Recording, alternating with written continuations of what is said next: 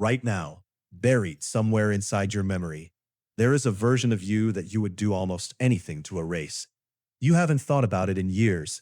You don't need to. Your brain has been keeping it safe, holding it, waiting.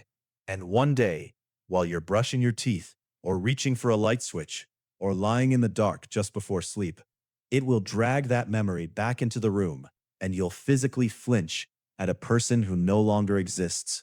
You know the feeling, the heat climbing your face, the involuntary noise you make out loud to nobody, that full body recoil from something you did a decade ago that cannot possibly hurt you now. We call it cringe. That word is far too small for what's actually happening. Because here's the first strange thing. You don't choose these memories. They choose you.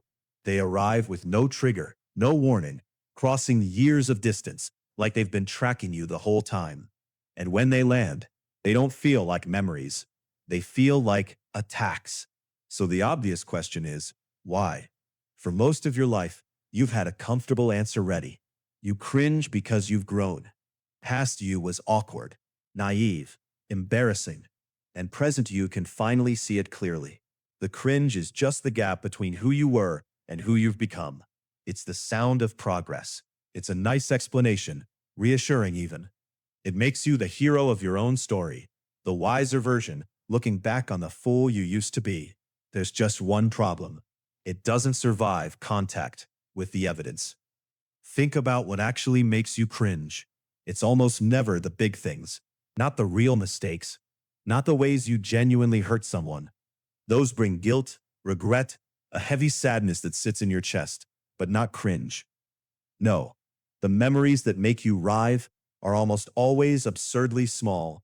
You waved at someone who wasn't waving at you. You mispronounced a word in a meeting.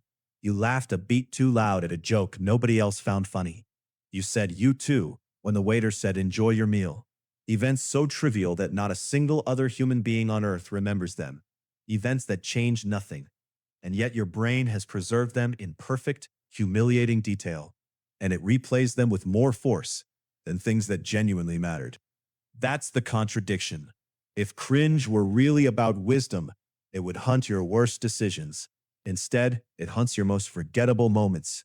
The pain is wildly out of proportion to the event, which means the event was never the point. Something else is going on.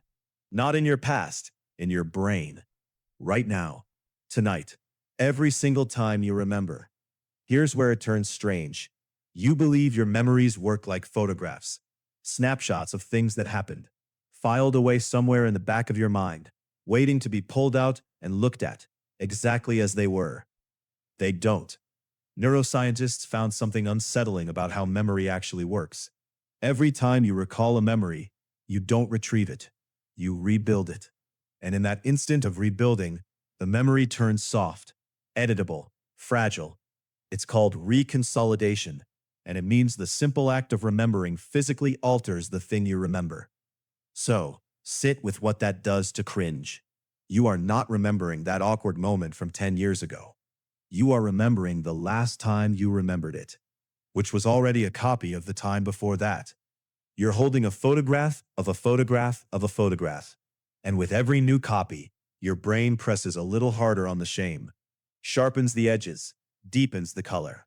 The memory that torments you isn't a record of what happened. It's something you built, one replay at a time. And here's the cruelty of it. The more it hurts, the more you replay it, picking at it, trying to understand it, trying to make it stop, which only makes the next version worse. Cringe is the one wound that grows every time you check on it. But even that doesn't explain the strangest part. When you cringe, you don't just feel embarrassed. You feel watched.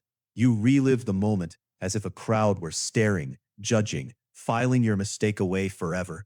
They weren't. Psychologists call it the spotlight effect, and the experiment behind it is almost cruel in how cleanly it proves the point. Researchers made students walk into a crowded room wearing an embarrassing t-shirt. Then they asked, how many people noticed? The students were sure. Half the room, easily. All those eyes, all that judgment. The real number was almost nobody. We move through life, convinced a spotlight is following us, broadcasting every stumble to a crowd that is actually completely lost inside its own performance. Every person in that room was too busy sweating over their t-shirt to register yours. So, when the memory ambushes you tonight, look closely at who's really in the seats. The theater is empty. The show ended years ago. The audience packed up, forgot your name, and never gave you a second thought. You are the only one who stayed behind. Still on the stage, still delivering the apology, still waiting for a reaction from row after row of empty chairs. And, okay, breathe. There's something almost kind in that, isn't there? Nobody remembers, nobody cares. The waiter who heard you say you too has served 4,000 meals since and has no idea you exist. You've been free this entire time. But that relief is bait, because it drags a much darker question up into the light. If nobody else remembers, then who exactly are you so ashamed in front of? The answer is the worst part of all. You, not the you sitting here now, a different you. And I mean that far more literally than it sounds. Your brain runs a program scientists call the self model, the constant, seamless sensation that a single continuous you has existed your whole life. One person, one thread, waking up every morning as the same identity. It feels undeniable. It's the most basic fact of your existence. It's also, in a very real sense, a story your brain tells you. The you that exists right now runs on different values than the you from 10 years ago. Different fears, different knowledge, different tastes, different instincts, a different sense of what counts as embarrassing and what's perfectly fine. That earlier person made every choice using information you no longer carry and lived by rules that fit the moment perfectly. And when you cringe, this is what you're actually doing. You're reaching back, pulling that earlier person forward into the present, and holding them to standards they were never handed. You're not embarrassed by who you were. You're embarrassed on behalf of someone else, someone who happened to wear your face, someone who believed with total, unshakable confidence that they had finally figured out how to be a person, exactly the way you believe it right now. And that's the floor giving way, because psychologists found something they named the end of history illusion. At every age, in study after study, people looked back and admitted, wow, I've changed enormously. And then, in the same breath, they insisted, but I'm basically done now. This version is the real one. Everyone believes they've finally arrived. Teenagers believe it, 30-year-olds believe it, 70-year-olds believe it.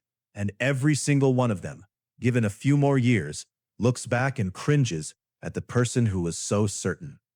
You are making that exact mistake as you listen to this. You feel finished. You feel like the final draft. You are not the final draft. You have never once been the final draft, which leads to the thought that rewrites everything you've heard so far. That flinch, that heat, that visitation from a former self. You've been picturing it as something that happens to you, a message from the past. But turn it around. The person you should really be picturing isn't the one from 10 years ago. It's the one from 10 years ahead. Because somewhere out there, a future version of you already exists in the only place a future can exist, in the choices you're making right now. And that future self will inherit tonight the exact same way you inherited the version of you from a decade back, fully, helplessly, without ever agreeing to it. Which means, at this exact second, you are not only the one who cringes, you are the one who will be cringed at. Something you're doing today, something that feels completely, invisibly normal, is being written into the only memory your future self will have of this moment. And one day, it will surface, and a self you haven't become yet will flinch and whisper, "What were you thinking?" So this was never really about embarrassment. Cringe is the physical sensation of a self being overwritten. It's the seam showing between two versions of a person. You never had one identity that slowly grew wiser. You had a chain of separate selves, each one certain it was the real one, each one destined to be disowned by the next. And cringe is the friction where they grind against each other. The proof, written in heat and flinching, that the person you call me has an expiration date, and that some part of you already knows it. But here's the final turn, the one I want you to carry out of here. Most of your former selves die quietly. You can't even find them anymore. The millions of ordinary moments that simply dissolved into fog. You'll never cringe at those because there's nothing left to cringe at. The ones that survive, the ones that ambush you, are not random. Your brain refused to let those particular moments go for a reason. In every one of them, you were reaching, trying, open, unguarded. You waved because you hoped someone was glad to see you. You laughed too loud because you wanted, badly, to belong. Cringe doesn't mark your failures. It marks the moments you dared to be seen. It isn't shame, it's grief for a version of you that was brave enough to be foolish and soft enough to be real. So the next time it comes for you, the memory, the flinch, the heat rising in your face, understand what's really happening. That's not an embarrassment surfacing. That's the version of you who finally outgrew this moment, looking back at the one who didn't know yet. Someone who used to be you. Someone who was certain they had it all figured out. Exactly like you are right now. The question isn't why you cringe at who you were. The question is, what are you doing today that the next version of you won't forgive?